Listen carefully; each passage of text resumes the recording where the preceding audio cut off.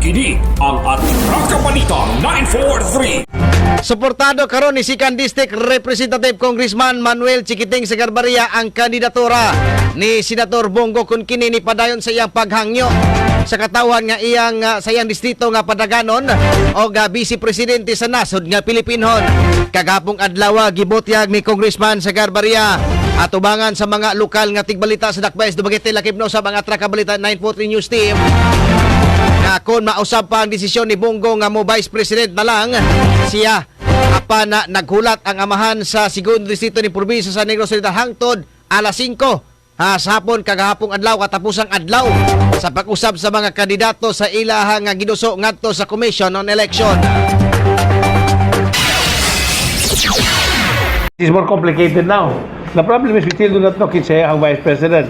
Pero since Bongo ran for President, definitely, since I am a party man, I will be supporting already 100% for the Vice Presidency si kinsa ni Tito Sotto. Kaya party man ako, di ba? So, because earlier I said nga ato jugong Bongo tungod kay it's more of friendship and personal, no?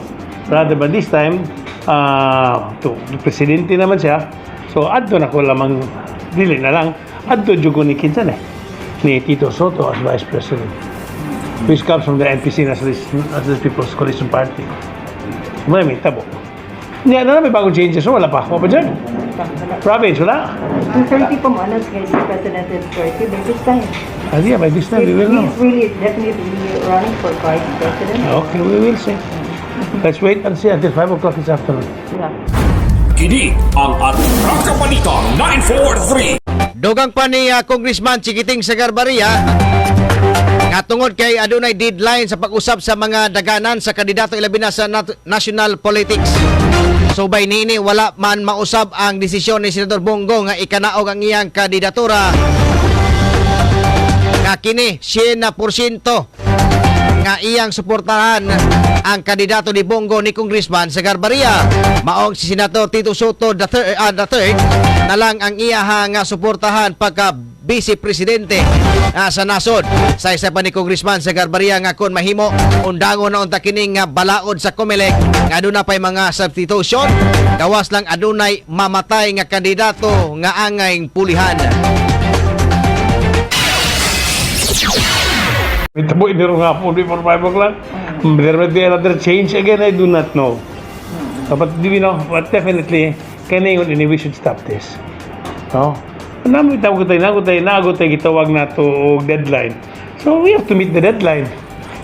So wala na ng deadline, everybody will be ready on or before that deadline. Dili kinapay chances for kanibang substitution.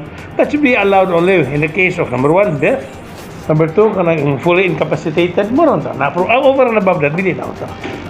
No, because people go confused ba. Yeah. So, Kini ang Atraka Balita 943. Si Sikan District Representative Congressman Manuel Chiquiting Segarbaria. Kini ang Atraka Balita 943. Ang matag katawhan adunay katungod mahibalo sa nagkadaiyang isyu manasyonal o lokal. Balita nga importanteng masayran ni Juan de la Cruz. Prinsipyo, katungod o baruganang tintugan. Kini ang Atraka Balita 943. Atraka Balita 943. Programa ngang tumong og tuyo mao ang pagpahibalo sa katawhan. Atraka Balita 943. Serbisyo publikong wala ipinili. Atraka Balita 943. Atraka Balita 943. Sa inyong mga radyo, Lunes hangtod Biyernes, diri lamang sa pinakapatas nga sibiyahan 94.3 City Light FM. Atraka Balita 943.